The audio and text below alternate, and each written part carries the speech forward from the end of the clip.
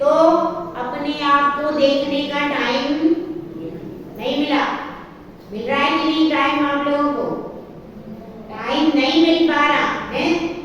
जब हमारी गाड़ी कब चलती है? 30 साल से आप विवाह करो, वो गाड़ी 25 साल में विवाह हो जाता है मेरे ख्याल से। 25 साल में आप विवाह करो, उसके बाद तो होश ही नहीं रहता। पत्नी की मांगे पूरी करो, बच्चों की मांगे पूरी करो, और पूरी करते करते खुद ही पूरे हो जाओ। पूरा दम निकल जाता है। निकलता है कि नहीं भाई? हाँ चंद्रपाल जी, हाँ आपका निकला कि अभी बचा है? निकल गया। बाहर की शक्ल से भी आपको अक्ल आना चाहिए। बाहर की शक्ल रोज दर्पण में देखते हैं कि नहीं भाई?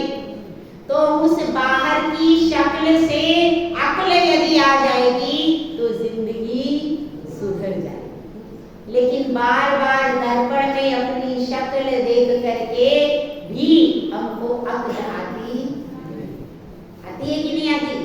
नहीं आती। अब भी सोचते हैं मैं कुछ अच्छा खा लूं तो मेरे चेहरे पे रौनक आ जाए।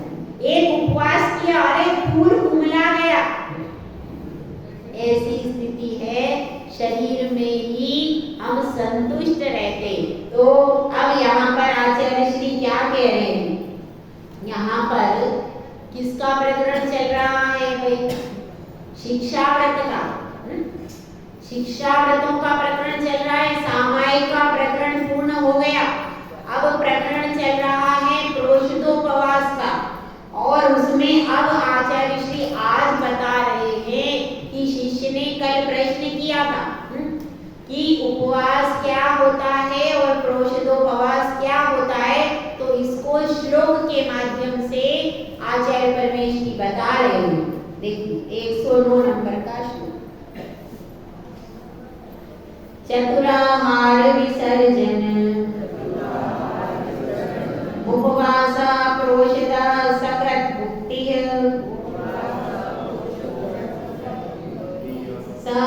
सप्रोषितोपवासो यदुपोष्यारम्भमाचरति। चतुराहार विसर्जन उपवास प्रोषिता सकृत भुक्तिः सप्रोषितोपवासो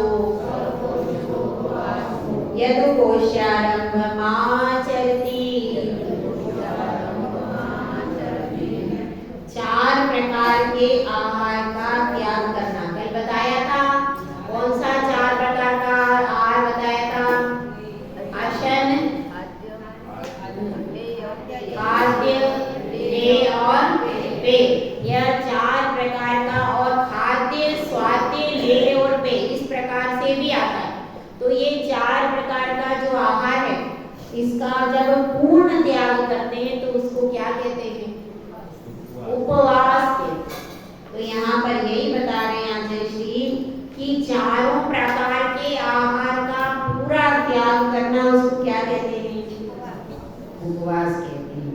और सकृत भुक्ति, सकृत भुक्ति मतलब एक बार आहार करना, उसको क्या कहते हैं? प्रोषण।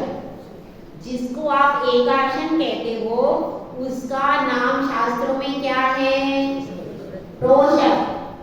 उसका शास्त्रों में नाम है प्रोषण। एकासन को प्रोषण कहते हैं, और चार प्रकार के आहार का त्याग करना क्या कहलाता है? उपवास।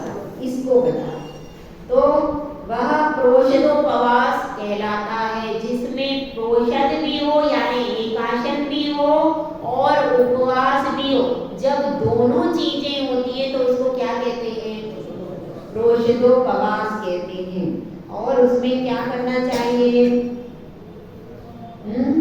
अब उसमें बताया यदुपोष्यारम्भमाचरति। अब उसके बारे में बता रहे हैं कि जो उपवास करके पारणा के दिन भी एक बार भोजन करना वह प्रोषितोपवास है।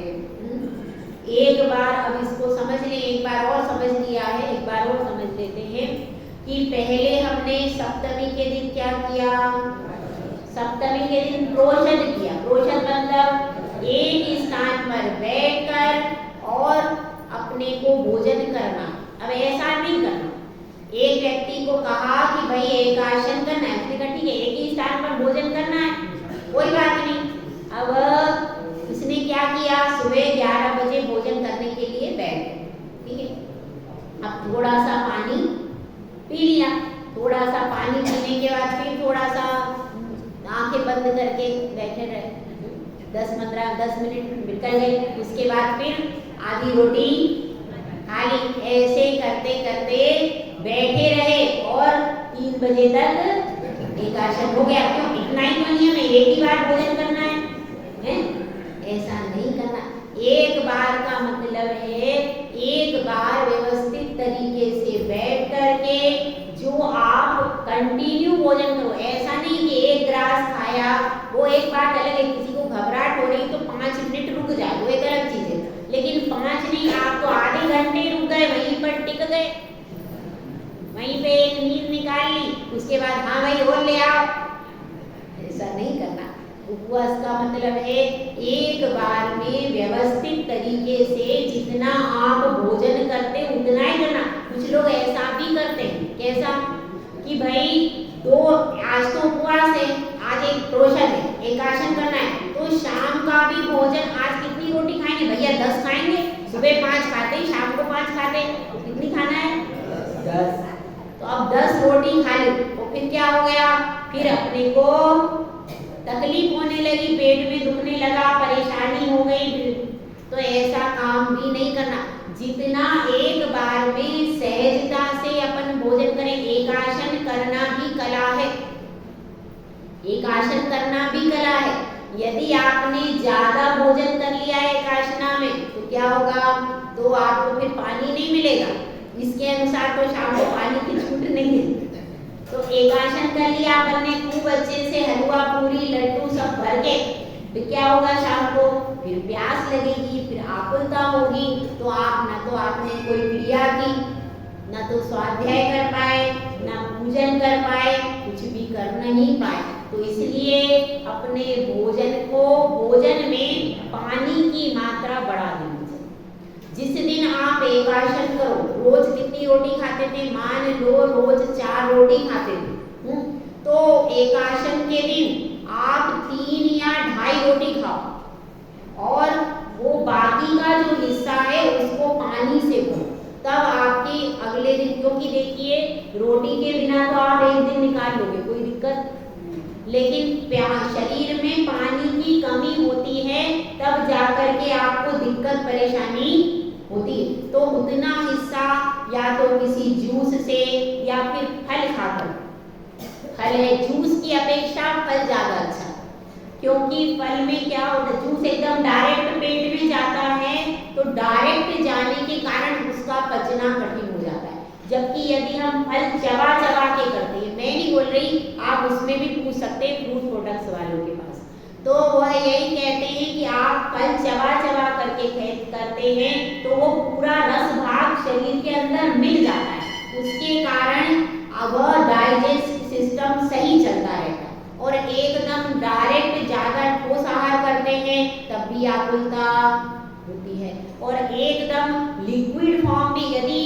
1 लोटा 2 लोटा जूस भी आप पी लेंगे तो भी वो नुकसान, क्योंकि शरीर की प्रकृति ऐसी है, आप इसको ज्यादा ठोस भाग से एकदम नहीं कर सकते और ज्यादा लिक्विड भाग से भी एकदम नहीं कर सकते।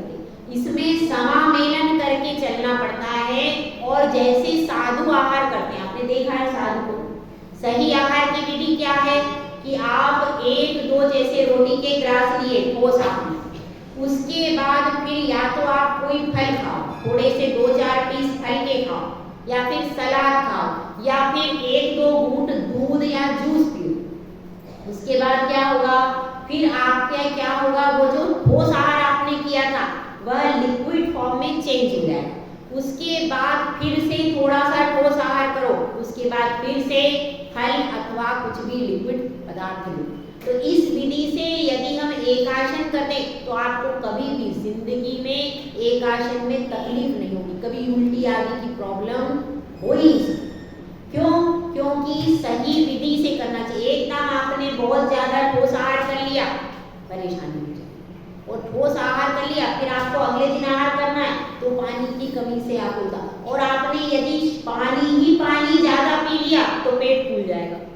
ये तरीका, इसलिए मतलब लिक्विड और ठोस, तरल और ठोस दोनों प्रकार के पदार्थों का सही समायोजन करना चाहिए। इसमें एक आसन, यदि आप नहीं करते हैं तो आपको आकुलता हो जाती है। तो जो साधु हैं वो बहुत इसीलिए खाते, क्योंकि देखिए वैसे तो आप दिन भर खाते हो तो कोई बात नहीं, रोटी सब्जी दाल अपन ने सिंपल खा ली, कोई बात नहीं। अब पानी नहीं भी पिएंगे, एक आधे घंटे बाद पानी पी लेंगे, 2 घंटे बाद पानी, तो वह क्या हो जाता है, तो धीरे धीरे वह डाइजेस्ट हो जाता है। लेकिन अपन एकासन करते हैं तो उसमें आकुलता के कारण क्या है कि हमको लिक्विड और तरल में सही समायोजन करने की कला नहीं है। यदि हमें उसमें सही समायोजन करने की कला आए तो हमारे एकासन के बाद जरा सी भी आकुलता नहीं होगी, और दिन भर आपका मन प्रशस्त रहेगा, आप धर्म ध्यान भी अच्छे से कर पाओगे, और घर के काम भी यदि करना है तो बिना आकुलता के कर पाओगे। ठीक है, तो अब इसमें यही बता रहे हैं कि देखो सप्तमी को आपने क्या किया, प्रोषद किया, एकासन किया, उसके बाद फिर अष्टमी को उपवास किया, तो ये क्या हो गया, एक प्रोषद हो गया, एक प्रोषद, फिर बीच में उपवास और बाद में फिर प्रोषद।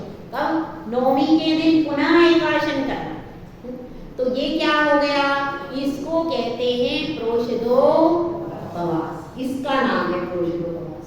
तो अब इसमें क्या करना है, धारणा और पारणा के दिन प्रोषद किया जाता है और बीच में क्या करते हैं, उपवास, इसको कहते हैं प्रोषदोपवास। तो इसी के बारे में अब देखिए थोड़ी सी अपन चर्चा कर लेते हैं, किस चीज की, कि जल लेकर के जो उपवास किया जाता है उसकी श्रेणी क्या है, उसको अनुपवास कहा गया है शास्त्र में। और एक बात बता दें, देखिए आहार कौन कौन करता है, अपन थोड़ा सा देखते हैं। 4 गति के जीव है ना, 4 गति के जीवों में कौन कौन सा आहार करता है, इसको थोड़ा सा देख लेते हैं। सबसे पहले कवलाहार, कवलाहार कौन कौन करता है भाई बताइए, मनुष्य और त्रियंची, मनुष्य और त्रियंची ही कवलाहार करते हैं और कोई कवलाहार नहीं। ठीक है, उसके बाद इसमें मुख्य, वैसे तो कई 6 प्रकार का आहार होता है, सबको याद है 6 प्रकार का आहार कौन कौन सा होता है, कवलाहार, कर्माहार, नो कर्माहार, ओजाहार और लेवाहार। ठीक है, ये कितने प्रकार का, ओजाहार, लेपाहार और मांसाहार, मानसिक आहार या मांसाहार, मांसाहार, तो उसको मानसिक आहार बोलते हैं क्योंकि बोलने में गड़बड़ हो जाती है इसमें, मानसिक आहार। तो अब ये 6 प्रकार का आहार हो गया। अब इसमें सबसे पहले कवलाहार कौन करेगा, मनुष्य और त्रियंची ओनली, और वह 6ठे गुणस्थान तक ही होता है, केवल 6ठे गुणस्थान वर्ती मुनिराज ही कवलाहार करते हैं। 7वें गुणस्थान के बाद कोई भी मुनिराज जो होते हैं वे कवलाहार, 7वें गुणस्थान में भी आहार नहीं होता, आहार संज्ञा केवल 6ठे गुणस्थान तक ही रहती है, इसको ध्यान रखना।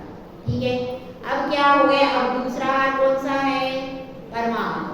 कर्माहार कौन कौन करता है, तो यह मुख्यतः से तो सबके हो रहा, संसारी जीवों, सभी संसारी जीवों को होता है, लेकिन मुख्य रूप से नारकी कर्माहार करते हैं, क्योंकि देखिए उनके कुछ भोजन तो उनको मिलता ही नहीं, नारकी को मिलता है क्या भोजन, नहीं मिलता, भोजन की कोई सुविधा वहां पर नहीं है। इसीलिए कुछ लोग कहते हैं कि देखो माता जी, नरक में जाएंगे तो खाने को मिलेगा, स्वर्ग में जाएंगे तो खाने को मिलेगा, तो इसलिए यहाँ तो खाने को,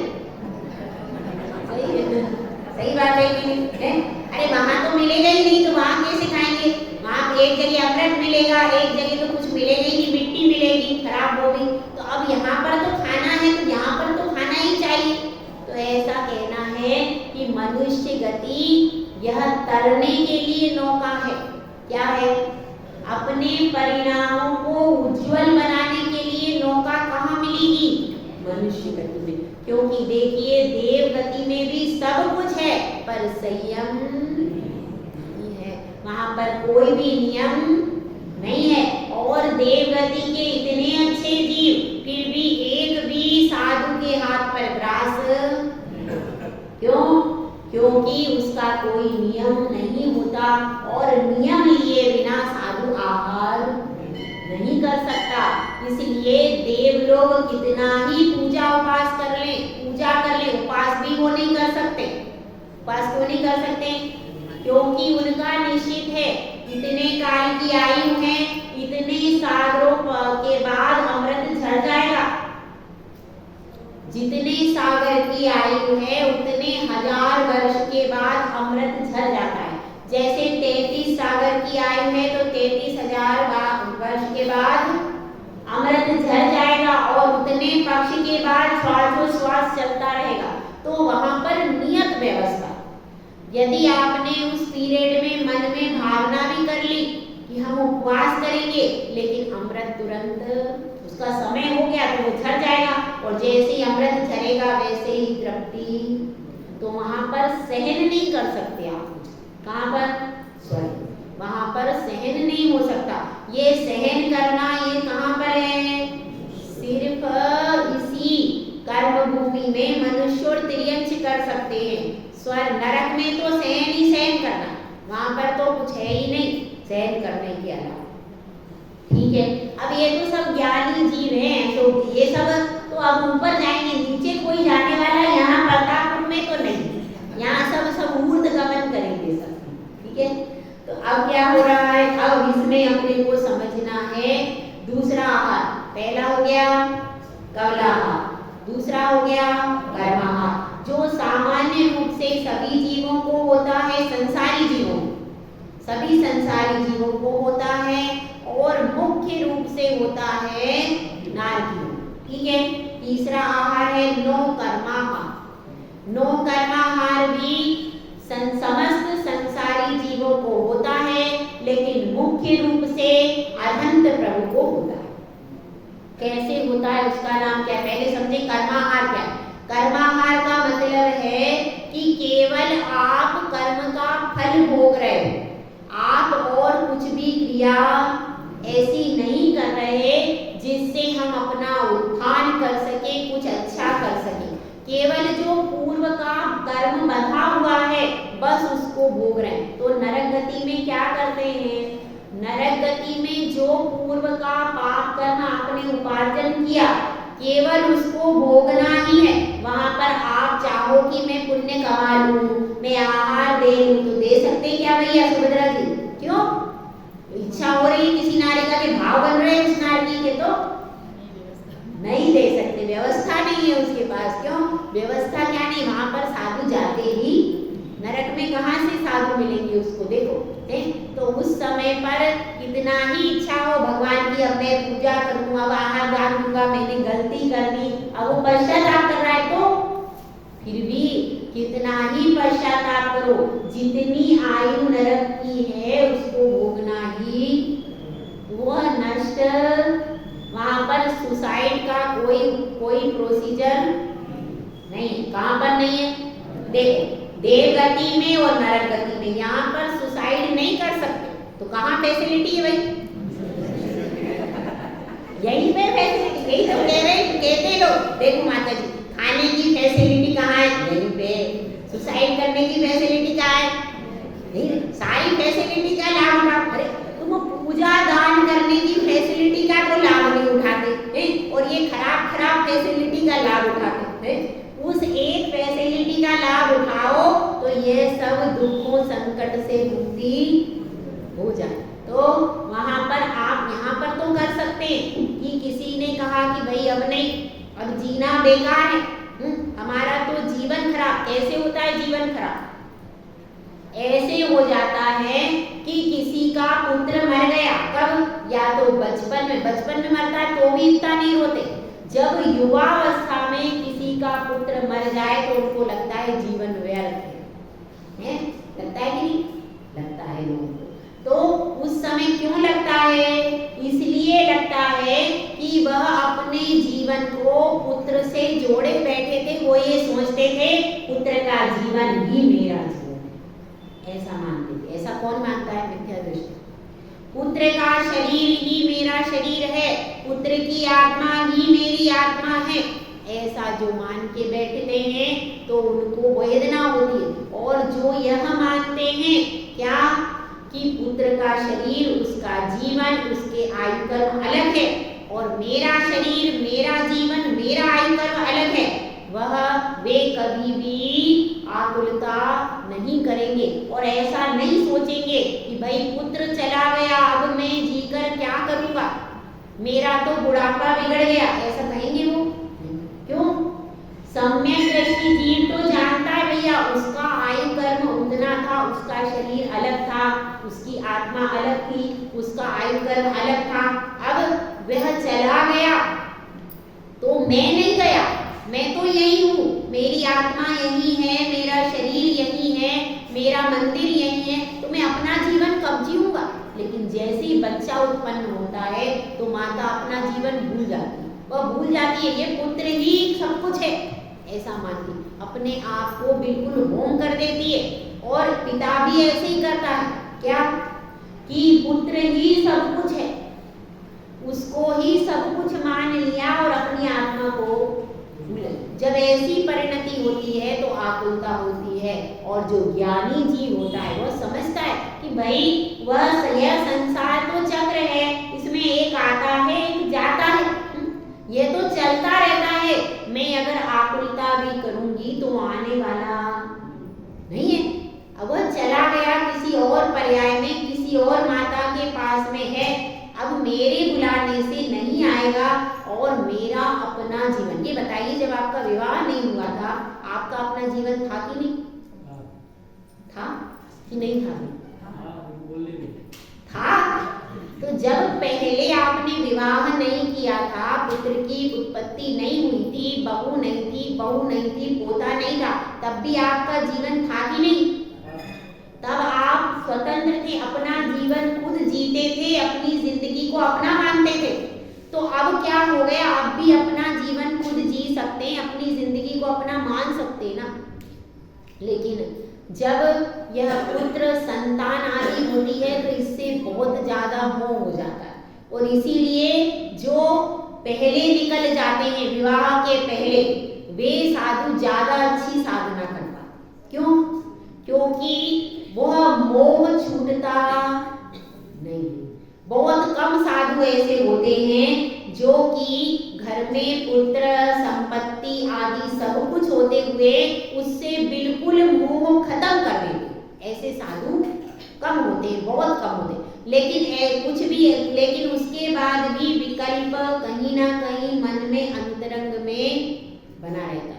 और जिन्होंने विवाह नहीं किया उन्होंने देखो 20 साल की जिंदगी, बस 20-21 साल की जिंदगी घर में बिताई, उसके बाद कहीं से निकल गए, कहीं रहे कैसे भी, तो वो 18-20 साल का समय कैसा होता है, उस समय का वो समय भूल जाते क्योंकि उन्होंने किसी को अपना माना नहीं। आप कुंवारे थे तो किसी को अपना मानते थे क्या? नहीं। लेकिन शादी होते ही ये मेरा पति है, ये मेरा बच्चा है, मेरा कहाँ से शुरू होता है? शादी करने के बाद।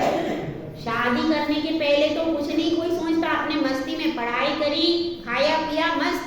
लेकिन शादी हो जाती है उसके बाद, हाँ भाई क्या है, वो आपका घर है, वो आपकी पत्नी है, और अगर ऐसा एहसास नहीं हो और आप ऐसे निष्प्रय रह जाओ तो पत्नी कहेगी क्यों मुझे बांध के लाए, अरे तुम ऐसे ही रहते, हाँ बेकार में मुझे ले आए, कुछ करते नहीं हो, मेरा ध्यान नहीं रखते हो, टाइम से घर में नहीं आते हो, मुझे घूमने जाना है, मुझे वहां जाना है, फिर क्या हो? तो आपको ध्यान रखना ही पड़ेगा। तो धीरे धीरे आप बंधन में बंधते चले जाते हो। इसलिए और फिर जब बंध जाते हो तो चारों तरफ से रस्सी बंध गई तो भैया खोलना कठिन होता है। फिर मन में कहीं ना कहीं कुछ ना कुछ विकल्प बना रहता। तो इसलिए अब रस्सी बांध ली है तो उसको खोलने का प्रयास करो। गाड़ी घिसट घिसट के चल रही है, कैसे चल रही, दौड़ रही क्या भाई? घिसट घिसट के चलने की स्थिति हो जाए उसके पहले समझ जाओ, उसके पहले अपने स्वभाव को पहचान लो। ठीक है, अब एक गाथा और ले लेते हैं। इसके तो अभी बचे हैं, कौन से आहार बचे भाई? तीन और बचे। हाँ, ओजाहार। ओजाहार का मतलब कर्माहार समझ में आ गया। नो कर्माहार का मतलब क्या है?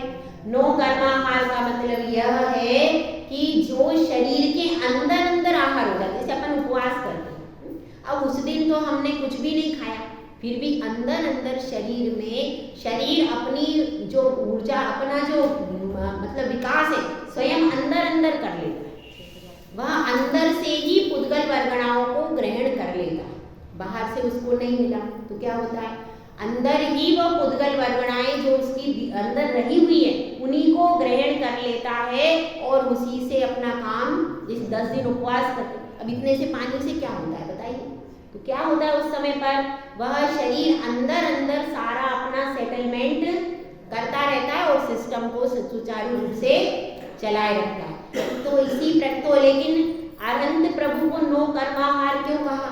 क्योंकि उनका पूरे जीवन में वो कभी भी आहार बाहर से नहीं करते। हम लोग तो कर लेते हैं, 10 दिन का करेगा, कोई 16 दिन का करेगा, उसके बाद तो आहार करेंगे।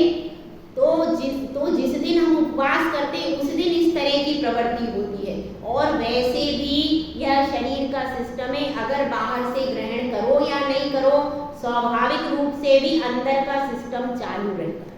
नो कर्माहार। नो कर्माहार का मतलब क्या है?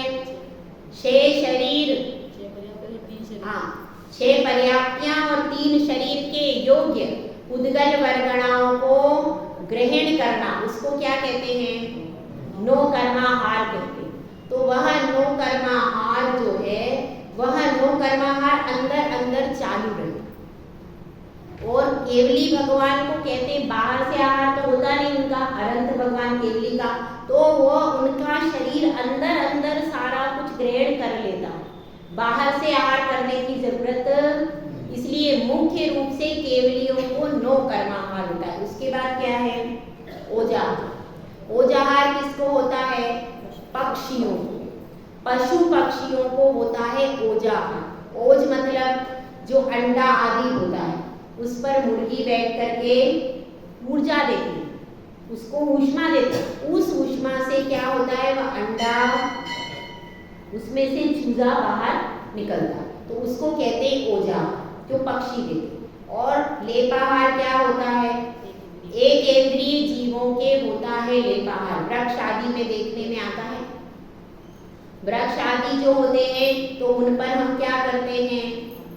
उन पर पानी डाल देते हैं, खाद डाल देते हैं, ये सब क्या है? यह सब लेपाहार की श्रेणी में आता है कि हम तरह तरह से उनके ऊपर लिक्विड फॉर्म में जो चीज देते हैं वो लेपाहार में आता है। तो इस प्रकार, और एक बचा है मानसिक आहार। मानसिक आहार देवों को होता है, जो देव होते हैं उनका नियत समय पर अमृत अपने आप झर जाता है, उसको क्या कहते हैं? मानसिक आहार। तो इस प्रकार से यह 6 प्रकार का आहार होता है। तो यह कौन कौन सा आहार हमको अभी हो रहा? हमको अभी हो रहे हैं सबसे पहले कवलाहार। कवलाहार कब? जब हम भोजन करते तभी होगा, उसके पहले नहीं होगा। जब हम भोजन करेंगे तब कौन सा आहार होगा? कवलाहार। उसके बाद कवल का अर्थ क्या है? कवल का अर्थ है ग्रास। कवल का अर्थ होता है एक ग्रास, उसको क्या कहते हैं? कवल, तो इसलिए उसको कहते हैं कवलाहार। उसके बाद क्या है?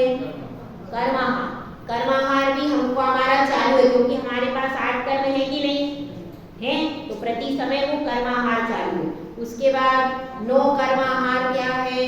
नो, शरीर के अंदर का भी सिस्टम चालू रहता है तो वो नो कर्माहार हो रहा है। यानी एक समय में जीव को 3 आहार हो सकते हैं। कवलाहार तो हमेशा चालू नहीं होता, जब आप कवलाहार कर रहे हो उस समय आपको 3 आहार एक साथ हो सकते हैं। ये हो ना, क्या पूछ रहे हैं? समझ में आ गया? 6 प्रकार का आहार आ गया? चलो अब इसके बाद एक छोटा सा श्लोक और ले लेते हैं पीछे का। अब इसमें प्रोषदोपवास व्रत का अतिचार के बारे में बताया है, कौन कौन से अतिचार लगते हैं, क्योंकि जब तक हमें यह नहीं पता कि गलती कहाँ हो रही तब तक गलती को सुधारेंगे कैसे। देखिए गाथा नंबर 110, ग्रहण विसर्गा करना दृष्टि नष्टान्य नादरा स्मरणे यत् प्रोषदोपवास व्यतिलंघन पंचकम तदिदं ग्रहण विसर्गास्तरणान्य यदृष्टि प्रष्टान्य नादरा स्मरणे यत् प्रोषदोपवास व्यतिलंघन पंचकम तदिदं। अब इसमें बता रहे हैं कि जब आपने उपवास कर लिया तो अगले दिन क्या होता है, प्रमाद आ जाता है, अगले दिन सुबह आता है कि नहीं, अगले दिन शरीर शिथिल पड़ जाता है। तो उस स्थिति में और उपवास के टाइम में भी उपवास कर लिया है तो वस्तु को उठाना है और रखना है, तो क्या करना चाहिए, जिस दिन आपका उपवास है तो एक छोटा सा कोमल कपड़ा रखो। कैसा कोमल कपड़ा, वो नेपकिन कैसा वो आते हैं इसके खादी आदि में आते हैं जो कोमल नेपकिन, वो नेपकिन यूज होना चाहिए वह कोमल, क्योंकि कठोर नेपकिन होगा तो क्या होगा, छोटे छोटे सूक्ष्म जीव उससे मर जाएंगे। वह जिस दिन उपवास करो उस दिन एक छोटा सा नेपकिन रखो और उस नेपकिन से मार्जन करो अपने आसन को, जमीन को और अपने सामान को भी अच्छे से देखो, पुस्तक आदि को, डिब्बी आदि को पहले अच्छे से मार्जन करो जीव आदि का, और उसके बाद फिर उसको ग्रहण करो। बिना देखे और बिना शोधे अपने उपकरणों को ग्रहण नहीं करना। अब पूजा के लिए बर्तन लेकर के आए, अब हमने ध्यान ही नहीं दिया, उसमें कोई छोटा सा कीड़ा आदि मर गया, या चावल लेके आए तो चावलों को धोते समय भी ध्यान रखना पड़ेगा कि पानी जहाँ डाल रहे हैं वहाँ पर कोई जीव आदि तो नहीं है। इन सब चीजों का विवेक रखना, किस समय उपवास में विशेष रखना। क्योंकि उपवास किया है आपने पापों को नष्ट करने के लिए, किया है ना, इसीलिए वह पापों को नष्ट करने के लिए, इसलिए उसमें विशेष सावधानी रखनी है। जो भी सामग्री आप चावल लेकर के आ गए, देखा ही नहीं उसमें क्या थे, अंधेरे थे, और वैसे ही चावल का इधर बात कर रहे, चावल में पानी इधर डाल दिया, पीछे से सहेली आ गई, अब वो चावल में अंधेरे, तो ऐसा तो कभी भी नहीं करना चाहिए। और उपवास में विशेष सावधानी, जो भी सामग्री आप लेकर के आए हो उस सामग्री को अच्छे से शोधन करो, किसकी, पूजा की सामग्री। फिर उसके बाद आपके बर्तनों को भी अच्छे से शोधन करो, उसको अच्छे से कपड़े से पोंछो, और उसके बाद फिर क्या करना है, और उसके बाद मल मूत्र आदि के विसर्जन के समय भी सावधानी रखना, किसी भी प्रकार से जीवों की हिंसा न हो पाए। यानी सामग्री को उठाने में, रखने में अपना जो आसन है, आसन में भी ध्यान रखना। ऐसा नहीं हो कि आसन पर जीव मर गया, आपने मार्जन नहीं किया। जो भी आपका आसन हो उसको मार्जन करो और फिर उसके ऊपर बैठना चाहिए। अपने आसन में, पूजा की सामग्री में, पुस्तक में कई बार ध्यान नहीं रखते, पुस्तक के अंदर चावल रख देते और पुस्तक को, अरे हमें समझ में नहीं आता चावल थाली पे चढ़ाना होता है कि जमीन पे चढ़ाना है। चावल कहाँ चढ़ाए जाते हैं? कभी पुस्तकों पे आप चढ़ा देते हैं, कभी जमीन पे चढ़ा देते। चावल थाली रखी, इतनी बड़ी थाली रखी है और चावल उसमें क्यों नहीं चढ़ता? चावल कभी पूरा आधा चावल तो जमीन पे चढ़ जाता है और आधा किताबों के अंदर आ जाता है, तो थाली में कितना चढ़ता भाई? व्यवस्थित काम करो। घर में यदि कोई गृहिणी रोटी बनाते समय जो आटा है ज्यादा बगाड़ देती है, बाहर फैला देती है, तो उसको कैसा मानते हैं? इसको सिखाया नहीं कुछ इसकी माँ। सही है? सही है कि नहीं? सही है। और ज्यादा बर्तनों को फैला करके काम करती है तो क्या मानते हैं अपन? अच्छा नहीं मानते। ये बताओ, मंदिर में आकर के आपके सारे नियम खत्म हो गए। मंदिर में आकर के कितना ही चावल फैला दो। अब ये जो है ना, इसके अंदर ही डालने का सिस्टम था। ये जो आपने बनाया है इसमें सिस्टम क्या था? अंदर डालने का था, लेकिन लोग ऊपर से बाहर रख देते। अब उसमें बाहर स्पेस है ही नहीं, इसलिए सारा चावल बाहर गिर जाता है। तो वह जो भगवान को इतने, आप अपने घर में अपने पति को भोजन परोसती हो, कैसे परोसती हो? ऐसे बाहर जमीन पे गिरा है? और क्या करती हो? और उनकी थाली इधर है तो इधर परोसती हो, ऐसा करती हो क्या? आज ऐसा कर, उनकी थाली इधर होगी, आप इधर परोसना। फिर वो कहेंगे क्या बात है यार, तुम्हारा स्वास्थ्य ठीक नहीं है। अपन ऐसा नहीं करते। घर में भी अन्न को जमीन पे नहीं गिराते। तो भैया ये भगवान की पूजा का अन्न है, भगवान की पूजा का द्रव्य है, उसको जमीन पे कैसे गिराते ये समझ में नहीं आता। आपके पति की जेठ की थाली में ही आप व्यवस्थित परोसते। कभी कोई महिला कैसी ही दिमाग से कमजोर हो, पढ़ी लिखी भी नहीं है, तो भी कोई महिला ने आज तक अपने पति की थाली में नहीं परोस के जमीन में नहीं परोसा। तो फिर ये बताइए, जिनेंद्र प्रभु की पूजा करते समय क्या हो जाता है? वहां द्रव्य चढ़ाते समय ऐसा क्यों होता है? आधा सामान हमारा जमीन पे गिर जाता है। और क्या हो जाता है? आधा चावल किताबों में आ जाता है। कभी किताबों में हमको चावल लगे हुए ऐसे पूरी किताबों में, और वो क्या होता है? सारी जिनवाणी पीली पीली। चंदन कहाँ चढ़ाया भाई? वहां थाली में ही किताब पे। ऐसी तो इन सब स्थितियों का ध्यान किसको रखना? माता जी को रखना है। माता जी रखेंगी, ठीक है। तो इन सब का ध्यान हमको रखना है कि भगवान की पूजा का द्रव्य है, उसमें से नीचे गिरेगा तो अभिनय भगवान का हुआ कि नहीं? अभिनय हो गया भगवान का। तो ऐसा अभिनय नहीं करना। इतनी अपन भावना से चीज लाते, जितनी व्यवस्थित थाली दोनों होना चाहिए। अष्टद्रव्य की थाली जितनी व्यवस्थित है, चढ़ाने वाली थाली भी व्यवस्थित होना चाहिए। वो थाली आप देखो, अभी मंदिर में सब पूजा करके आए, जो चढ़ाने वाली थाली वो कैसी मिलेगी? पूरा जहां पर थाली पूरा बाहर के हिस्से में पूरे में चावल, नीचे जहां पूजा करने बैठे होंगे नीचे पूरा चावल, ऐसे द्रव्य चढ़ाते। बहुत विवेक से काम करो। और इस विवेक से, जैसे आप घर में भी ऐसे ही करते, घर में चावल बनता है तो क्या चावल ऐसे ही रखते? वहां पर यदि बच्चा थोड़ा चावल नीचे गिरा दे, देखो नीचे नहीं गिराना, उसको सिखाते ही नहीं। अब यहाँ किसको सिखाएं? यहाँ कोई बच्चा है ही नहीं, यहाँ किसको सिखाए? तो अपने को ध्यान रखना है। और क्या बात है? अब अदृष्ट, बिना देखे बिना शोधे कोई भी उपकरण उपवास के दिन ग्रहण नहीं करना। और क्या करना? और इसके बाद संस्तर आदि को बिछाना। संस्तर शुद्धि आदि के स्थान पर भी विवेक रखना। और तीसरा क्या है? संस्तर आदि चटाई आदि को बिछाओ। जब आप सोते हैं तो किस पर सोना है उपवास के दिन? क्यों? बिस्तर पर नहीं, बिस्तर पर। और उस दिन एसी का प्रयोग नहीं करना। एसी में बहुत ज्यादा हिंसा होती है।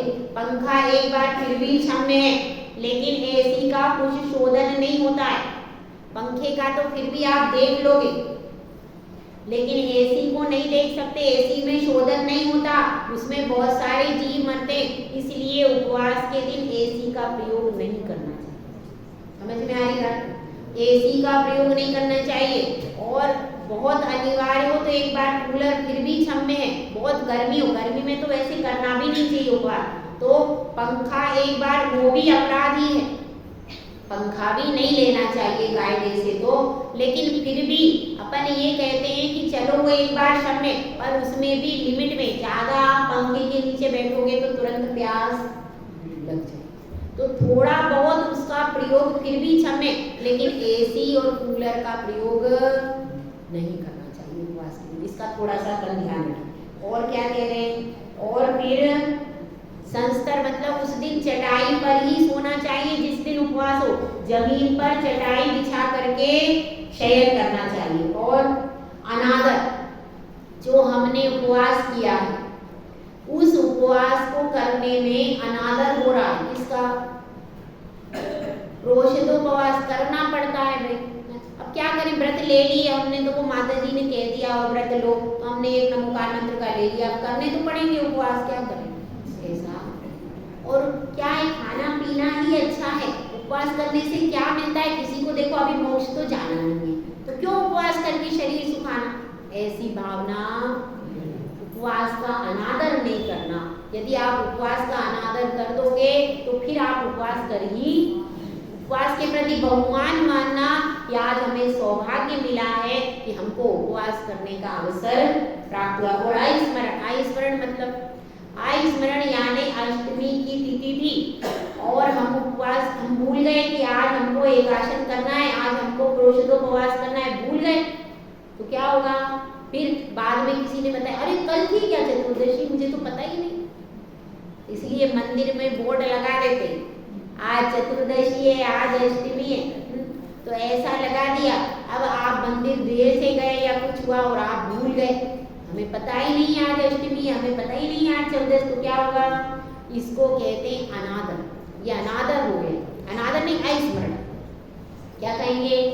अस्मरण यानी आप भूल गए कि अष्टमी कब है और चौदस कब है। कोई व्रत लिया है, चंदन छटका लिया, जैसे कुछ लिया, अब आपको तिथि याद ही नहीं रही और व्रत निकल गया, तो क्या हो गया? यह हो गया अस्मरण। जो उपवास की तिथि थी वह निकल गई, तो ये क्या हो गया? अस्मरण मतलब भूल जाना। तो ये प्रोषदोपवास शिक्षा व्रत के 5 अतिचार हैं।